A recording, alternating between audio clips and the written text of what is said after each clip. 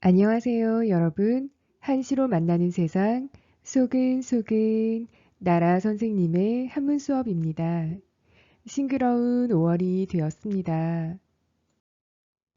나를 알아주지 않아서 서운하거든 이라는 주제를 가지고 지난 시간에 고려시대 문인 정승명의 석죽화라는 시를 같이 만나봤어요.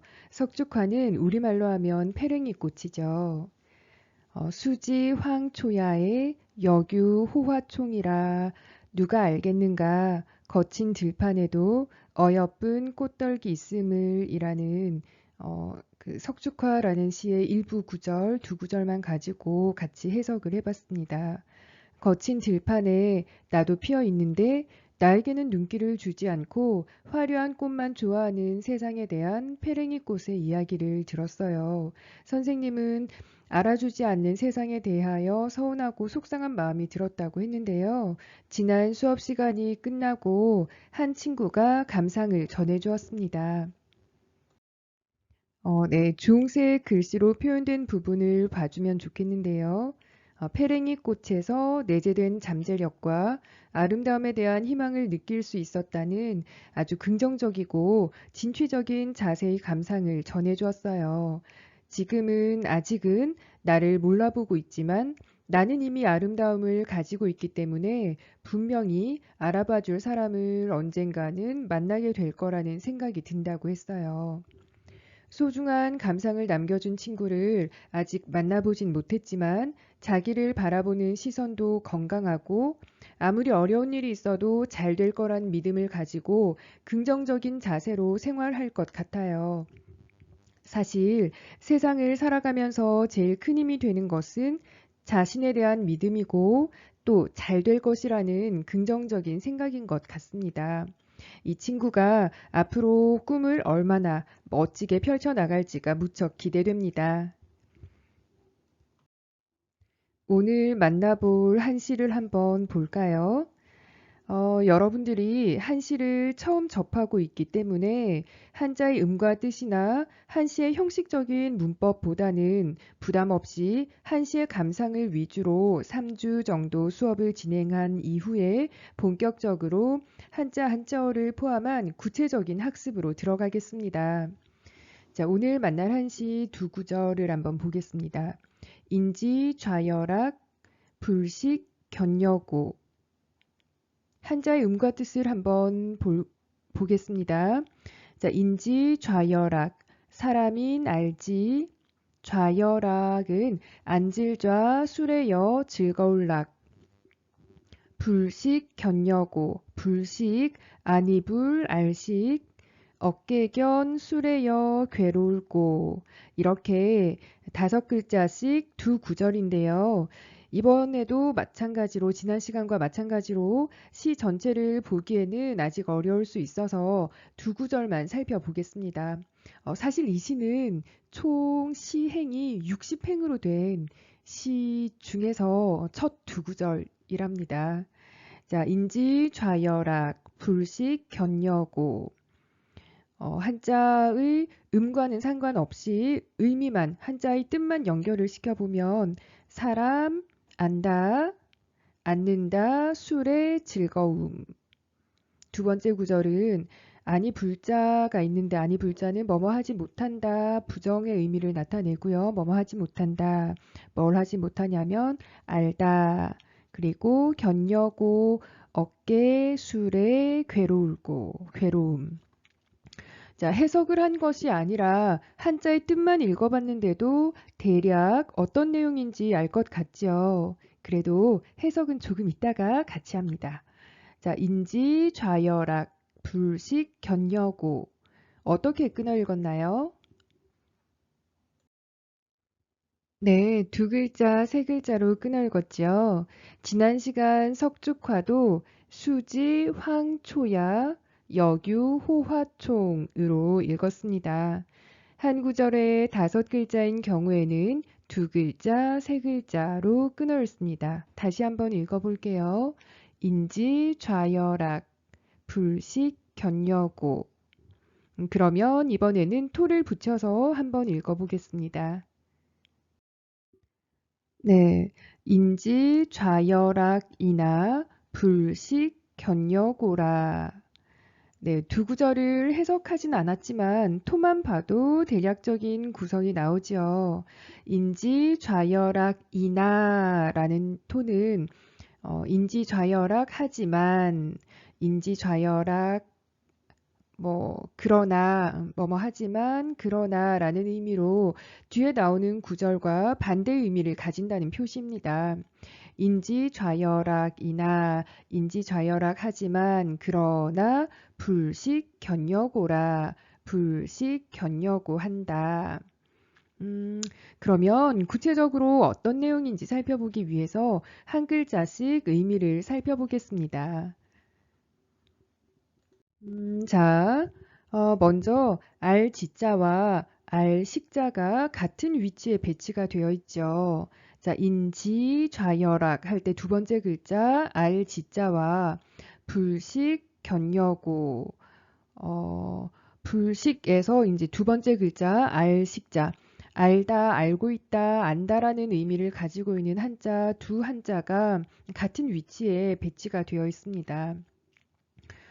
그런데 또 두 글자를 합쳐보면 우리가 알고 있는 단어가 되죠. 바로 알지자, 알식자 두 글자를 합치면 지식이라는 단어인데요.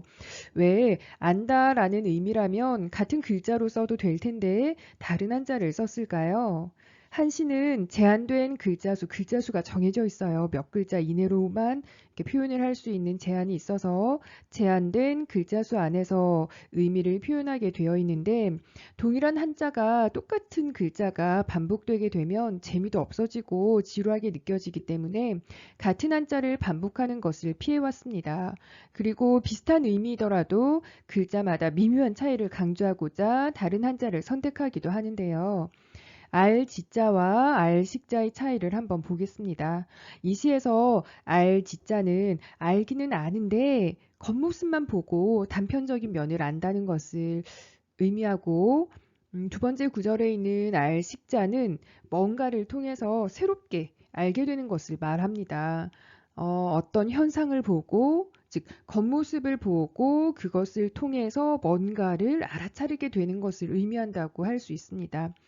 조금 있다가 시를 해석하게 되면 더 명확하게 선생님이 어떤 의미로 이렇게 설명을 했는지 여러분이 분명히 알 수 있게 될 겁니다.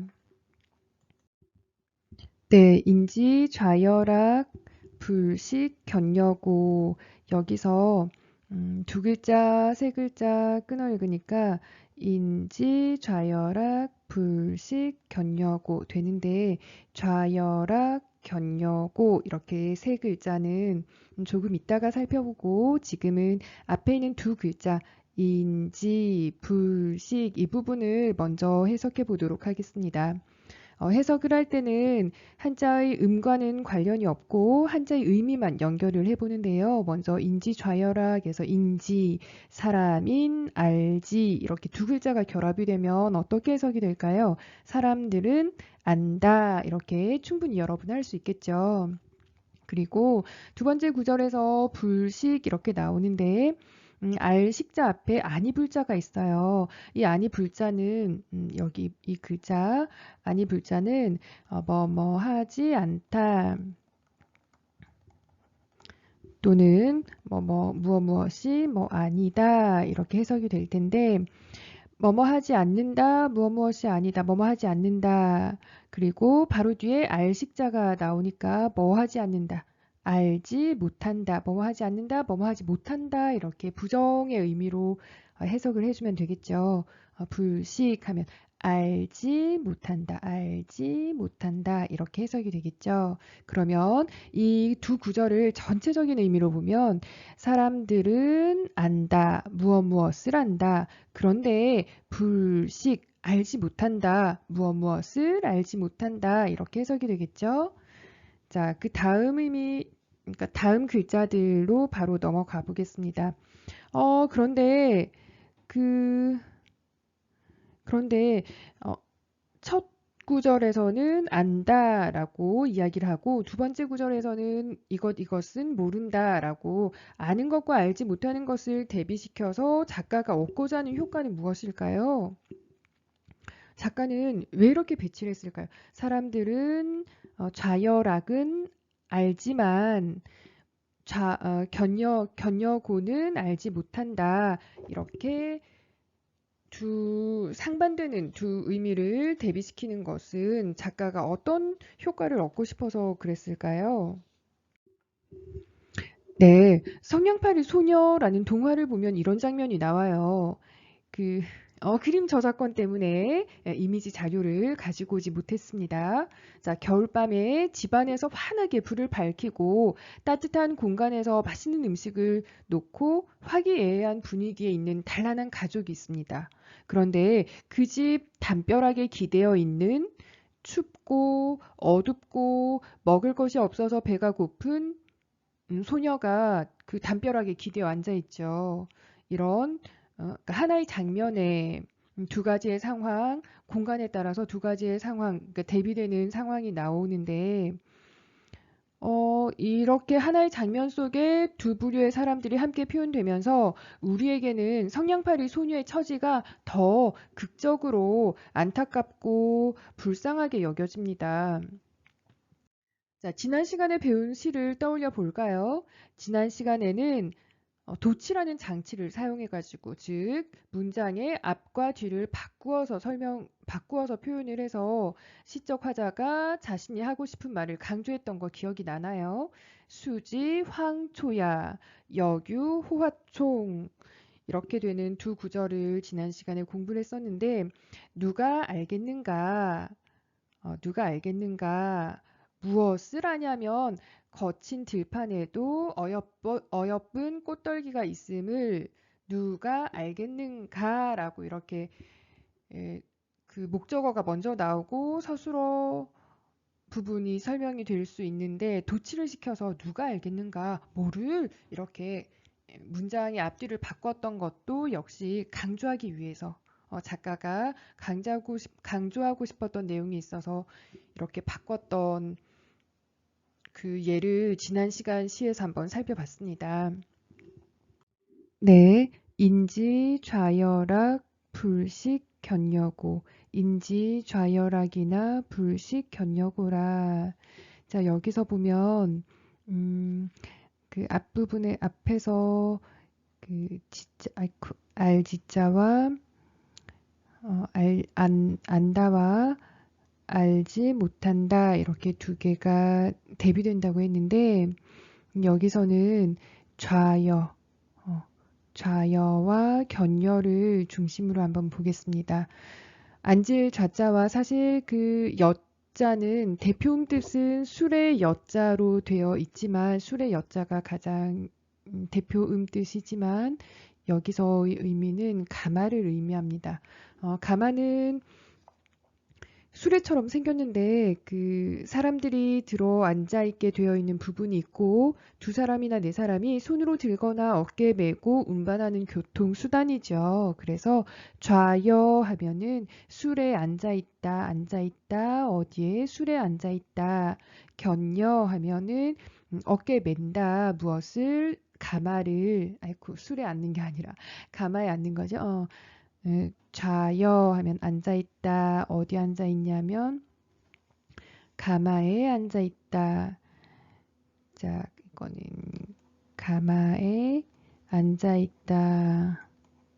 자, 견여는 가마를 어깨에 매다.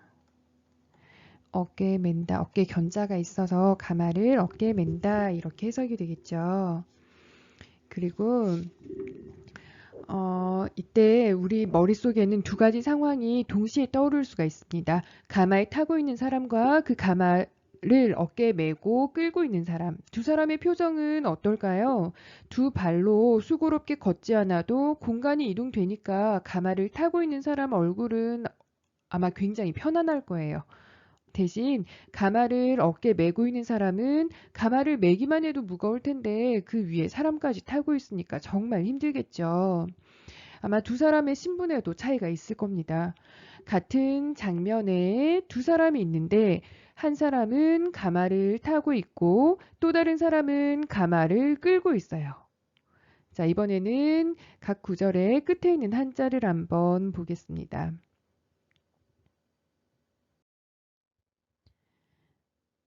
자, 여기서는 인지, 좌열악, 불식, 견여고 앞번에 그 가마에 앉아 있는 사람과 가마를 끌고 있는 사람 둘이 대비된다고 했는데 각 구절의 맨 마지막 글자는 즐길 낙자와 괴로울 고자로 감정을 나타내는데 한쪽은 즐기다 즐겁고 한쪽은 괴로워요. 자, 즐길 낙자와 괴로울 고자가 서로 상반되는 두 감정을 나타내는 한자가 나타나 있죠. 우리는 이미 예상을 할 수 있었습니다. 가마를 타고 있는 사람의 즐거움과 가마를 어깨에 메고 끌고 있는 사람의 괴로움. 이렇게 대비가 되고 있죠.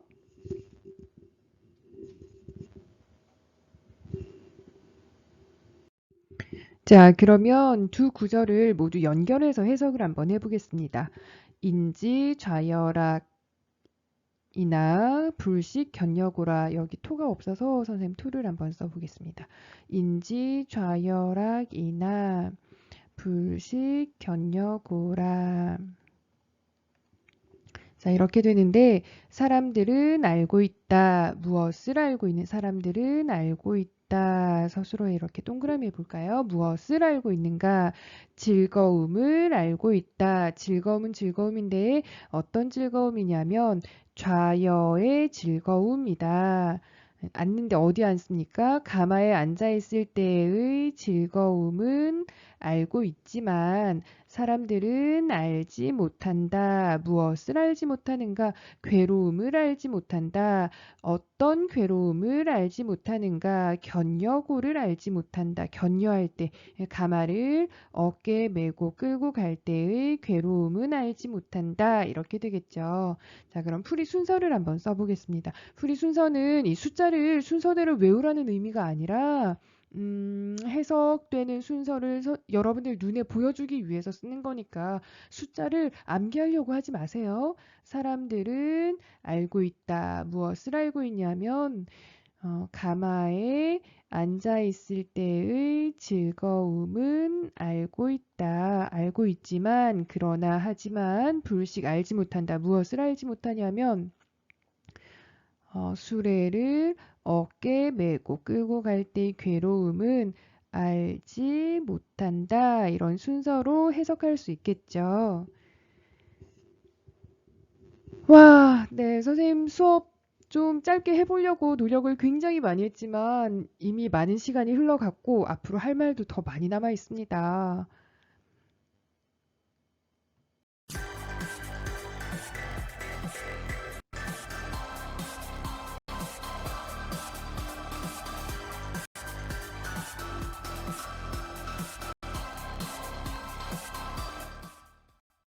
네, 네, 어머, 뭐가 지나갔죠? 네. 여러분 졸릴까봐 심혈을 기울여서 제작을 해봤습니다. 사실 그 온라인 계약을 하면서 처음 수업 그 영상을 만들 때는 난 눈에 보이는 거 치중하지 않겠다고 오직 수업 내용으로 이렇게 감동을 줄 수 있는 그런 수업 내용으로 승부를 하겠다고 다짐을 했었는데 하다 보니까 하나씩 욕심이 생기더라고요. 또 새로운 것들을 시도해 보게 되고 하다 보니까 또 재미도 있고 네, 수업이 너무 길어져서 좀 환기를 시킬 수 있는 영상을 넣어봤습니다. 어땠어? 괜찮았어? 여러분들이 뭐라고 할지 너무 궁금한데 지금 선생님 앞에 없어서 답답하기도 하고 그러네요. 나중에 만나면 얘기해줘. 자, 다시 시로 돌아가서 선생님은 그 오늘 우리가 만났던 시가 뭐지? 우리가 오늘 만났던 시가 사람들은 술에 앉아 있을 때의 즐거움은 알지만 그 수레를 메고 그러니까 수레를 어깨에 메고 끌고 가는 괴로움은 괴로움에 대해서는 알지 못한다라는 이 19절이 알아차리는 것에 대한 주제라고 생각을 하는데요. 그 수레를 타는 즐거움 뒤에는 이 수레를 끄는 사람의 괴로움이 있음을 잊지 말라는, 또 수레꾼의 수레를 끄는 사람의 땀이 있음을 알아차리라는 메시지를 전달하고 싶었던 게 아닐까 이렇게 생각을 합니다. 아마 이런 말을 할 수 있는 작가라면 음, 아마도 작가 자신은 이런 문제에 대해서 분명히 생각해 본 적이 있는 사람일 것 같습니다. 사람들이 하는 말은 그 자신이 언젠가는 생각해 본 적이 있고 또 고민해 본 적이 있고 느껴본 적이 있는 거거든요. 그런데 이렇게 시를 써서 글로 남길 만큼이었다면 그 인상이 꽤나 광렬했던 것 같습니다. 빛과 함께 그늘을 생각할 수 있었던 사람, 또 밝음과 어두움은 함께 있다는 것을 알고 있는 사람, 이렇게 시를 써서 사람들에게 그 사실을 말해주고 싶고 이런 태도를 가져주길 바랬던 사람이지 않을까. 이 시의 작가는 아마 그런 사람일 것 같습니다. 이 시의 작가는 누구일까요? 아마 여러분들이 한 번쯤은 들어본 적이 있는 그런 사람일 거예요. 네. 다산 정약용 선생의 대표적인 시, 이 몇 편이 있는데 그 중에 한 구절이었습니다. 이런 얘기를 해주는 어른이라면 충분히 존경할 만한 어른이겠죠. 돈이면 뭐든 이룰 수 있다거나 공부만 잘하면 된다거나 또 지금 뭐 경쟁 사회니까 싸워서 이기기만 하면 돼 이런 얘기가 아니라 많은 사람의 즐거움을 위해서 아파야만 하는 사람이 있음을 알려주는 어른. 누군가가 아파야만 한다면 그게 누군지 생각을 해보고 내가 지금 누리고 있는 편안함과 즐거움을 조금이라도 나눠주는 삶을 살기를 바란다고 이분은 이야기를 해줄 것 같아요. 네. 사실 이 시는 다산 정약용의 가마꾼의 탄식 견여탄이라는 시의 일부인데 이 시는 총 60행, 60행으로 이루어져 있고 우리가 봤던 부분은 이 60행 중에서 첫 두 행입니다. 사실 뭐 문학적으로 문학 여러분들 고등학교 가면 국어 시간에 아마 이 시를 배우게 될 거고 접하게 될 거고 부당한 사회 현실과 관리들의 횡포에 대한 날카로운 비판을 드러낸 시라는 뭐 이런 주제가 있다 하면서 배우게 될 거예요. 하지만 오늘 선생님하고는 이 시 구절, 두 구절에 대해서 선생님은 어떻게 생각을 했는지 또 여러분들하고 어떤 이야기를 나누고 싶은지 한번 정리를 해보겠습니다. 네. 밝음과 어두움, 빛과 그림자는 우리 삶 속에 늘 함께 다니는 친구예요. 내가 청소하지 않아도, 여러분 청소 잘 안 하죠? 집에 가서 청소를 하지 않아도 우리 집이 깨끗한 것, 내가 우리 집에서 편안하게 휴식을 취할 수 있는 것은 일을 마치고 온 부모님이 세탁물을 세탁기에 넣고 돌리고 빨래를 널고 마른 빨래를 또 개어서 찾기 쉬운 곳에 잘 수납을 해 주시고 쭈그려 앉아서 욕실 바닥에 물기를 닦고 장을 봐서 밥을 하고 요리한 후에 그 음식물 쓰레기를 처리하고 또 그 쓰레기를 모아서 집 밖으로 내놓고 이런 과정들이 있기 때문에 나는 그냥 별로 손 하나 까딱하지 않아도 집에서 편안하게 생활을 할 수 있는 거죠. 우리 가정 안에서뿐만 아니고 사회생활에서도 마찬가지입니다. 작가는 수레를 타고 있을 때의 즐거움을 느낀다면 그것을 위해 희생하고 있는 가마꾼의 고됨도 있다는 것을 알아차려 주기를 바라는 것 같아요. 선생님은 이 시와 관련해서 두 가지 측면에서 이야기를 하고 싶은데요. 자, 하나는 내가 편하게 누리고 있는 것들이 쉽게 이루어진 것이 아니라는 것입니다. 이렇게 얘기하면 어떤 친구들은 내가 돈으로 대가를 치렀기 때문에 그걸로 다 된 거 아니냐라고 말하는 친구들이 꼭 있어요. 중학생들이니까. 아직 어려서 그렇게 이야기를 하고 또 생각을 하는 친구들이 있다는 거를 선생님 지금까지 많이 봐왔는데 사실은 누군가가 어떤 수고를 해주는 것은 그 사람이 나에게서 뭐 사람들에게서 돈을 받기 때문에 그런 수고를 해준다라고 생각을 하면 너무 슬프지. 우리도 결국은 뭐 어떤 내가 하는 일의 대가로 월급을 받고 내가 뭐 하는 서비스의 대가로 뭐 비용을 지불 누군가가 비용을 지불하고 내가 그 돈을 받으면서 생활을 하게 될 텐데 그냥 돈을 받으니까 그런 일을 한다라고 생각을 하면 너무 슬플 것 같아요. 음, 그 우리는 누군가에게 돈을 지불을 할 때 여러분이 직접 지불을 하기도 하고 부모님들이 대신해서 지불을 하기도 하겠지만 사실은 그 돈 너머에서 땀을 흘리고 수고해 준 사람들에게 고마움을 전하는 거지. 우리는 그 분들에 대해서 고마움을 표현할 길이 없기 때문에 그 고마움의 징표로 돈을 지불하는 거예요. 버스를 타면서는 내가 원하는 장소로 데려다 줘서 고맙습니다 하면서 그 마음으로 돈을 건네는 거고 음식점에 가서도 배고픈 나를 위해서 맛있는 음식을 해주고 자리도 빌려줘서 내가 편하게 먹을 수 있게 해줘서 고맙습니다 하는 마음으로 돈을 지불하는 거죠. 그런데 요즘은 그 고마움의 마음은 잊어버리고 내가 이만큼 돈을 줄 테니 이런저런 거 해달라, 돈만큼 해달라 이런 요구만 남아있죠. 그런데 돈으로는 다른 사람의 인격도 마음도 인간의 존엄도 살 수가 없습니다. 당신이 내가 원하는 걸 들어줘서 고마운데 내가 지금 당장은 당신에게 해줄 게 없어요. 그래서 대신 내가 가지고 있는 돈을 드릴게요 하는 마음이어야 하지 않을까요? 돈을 건넬 때 당신이 나를 행복하게 해준 만큼, 나를 편하고 행복하게 해준 만큼 당신도 행복해지기를 바랍니다 라는 소망이 함께 담겨 있어야 할 것 같아요. 네, 돈을 건넬 때 감사와 고마움의 마음이 가득 담겨 있으면 나도 행복해지고 상대방도 행복해지고 아름다운 사회가 되겠죠. 자, 그리고 나서 그 네, 돈을 건넬 때 감사와 고마움의 마음을 가득 담아서 당신도 행복해지기를 바란다는 소망을 담아서 그렇게 서로가 돈을 주고 받으면 좋겠어요.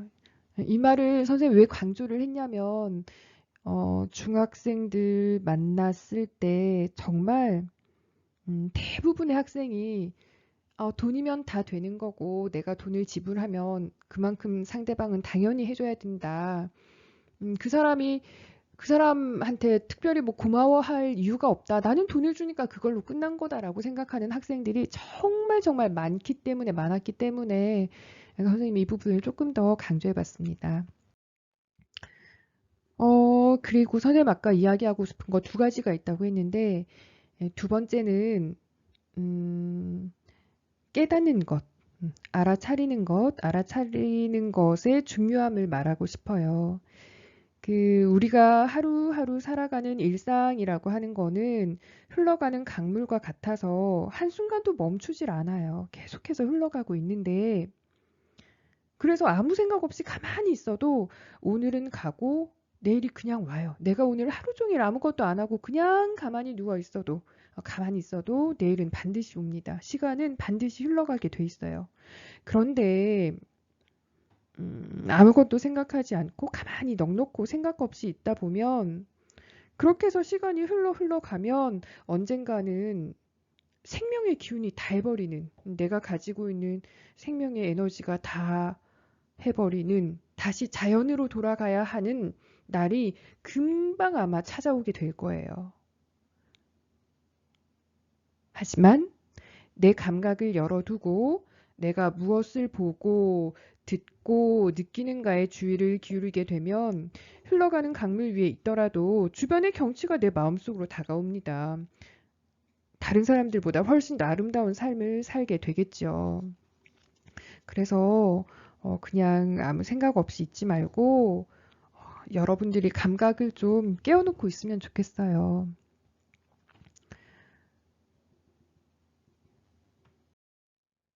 음, 수레를 타고 편해서 좋다는 마음만 가지고 가만히 앉아 있는 사람하고 이 순간이 어떻게 해서 만들어진 건가, 누구의 수고로움으로 인해서 만들어졌는가를 깨닫고 감사의 마음으로 사는 사람은 아마 서로 다른 깊이로 세상을 살게 될 것 같습니다.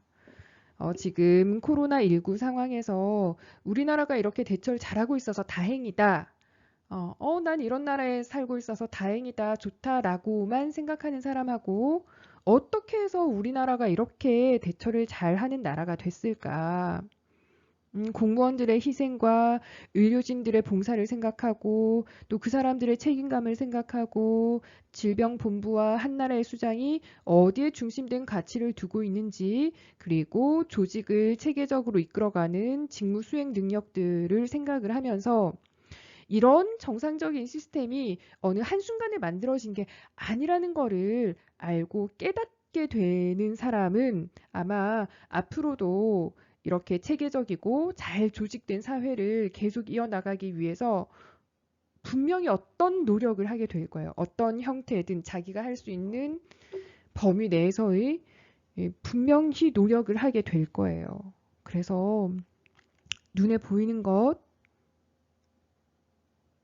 그치지 않고 눈에 보이는 것 너머에 있는 어떤 의미를 내가 깨달으면서 사는 것이 굉장히 중요하다. 굉장히 중요하다라는 이야기를 꼭 해주고 싶네요. 자, 좀 어려울 수도 있겠지만 선생님이 전하고자 하는 것을 어렴풋이라도 느끼면 좋겠습니다. 참 신기하죠?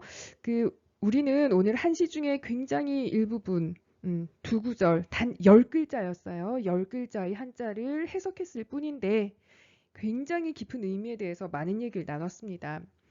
자, 한시를 포함해서 한문을 해석한다는 게 이런 거예요. 한자 하나하나 이 글자의 음과 뜻은 이것이고 해석을 하면 이런 뜻이다. 이게 전부가 아니고 그 안에 담겨 있는 작가가 우리에게 해주고 싶은 이야기에 귀를 기울이는 것. 이 작가는 우리에게 무슨 말을 하고 싶었던 것일까? 음, 이런 19절은 어떻게 해서 탄생을 한 것일까? 수백 년 전에 살았던 작가와 대화를 나누는 일입니다. 한문을 해석한다는 건요. 그래서 한문을 만난다는 일은 정말 굉장한 거죠. 만약에 선생님이 이 시를 만나지 못했다면 또 여러분들하고 수업 시간에 이렇게 이야기를 할 수 없었다면 지금까지 여러분들한테 펼친 얘기를 생각할 수 있는 기회가 없었을 거예요.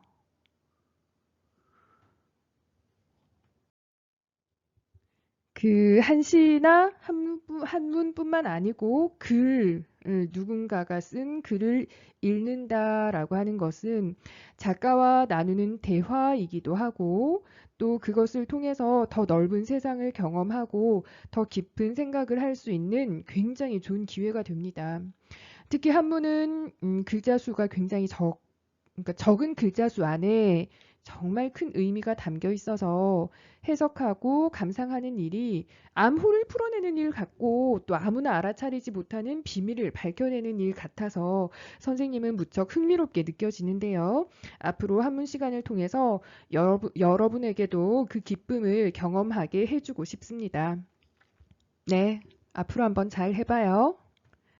네, 마지막으로 오늘 우리가 만났던 시 구절을 한번 읽어볼까요? 인지 좌열악이나 불식 견여고라. 사람들은 안다. 무엇을 하냐면 즐거움을 안다. 이 즐거움은 어떤 즐거움이냐? 가마에 타고 있을 때의 즐거움이다. 그리고 불식 견여고라 알지 못한다. 무엇을 알지 못하냐? 괴로움을 알지 못한다. 이 괴로움은 어떤 괴로움이냐? 가마를 어깨에 메고 가는 사람의 괴로움은 알지 못한다. 이렇게 되겠죠.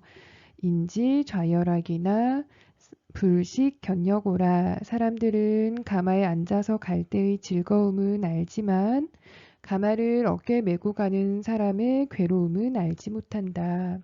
내가 지금 이렇게 누리고 있는 편안함이 누군가의 수고로 인해서 만들어졌다는 것을 생각하기는 어렵지만, 내가 지금 이만큼 편안하고 행복한 것에 대해서 감사함을 느끼면서 거기에 더해서 어떤 사람들로 인해서, 누구의 수고로 인해서 내가 지금 이런 편안함을 누리고 있는가를 생각을 해보자라는 의미를 주는 19절이었습니다.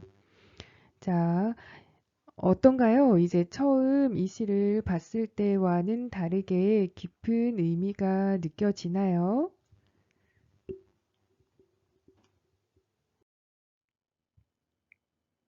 여러분은 지금까지 한시로 만나는 세상, 귀로 듣는 한문 수업, 마음이 고요해지는 한시 수업을 들으셨습니다. 건강하게 잘 지내고 다음 시간에 만나요.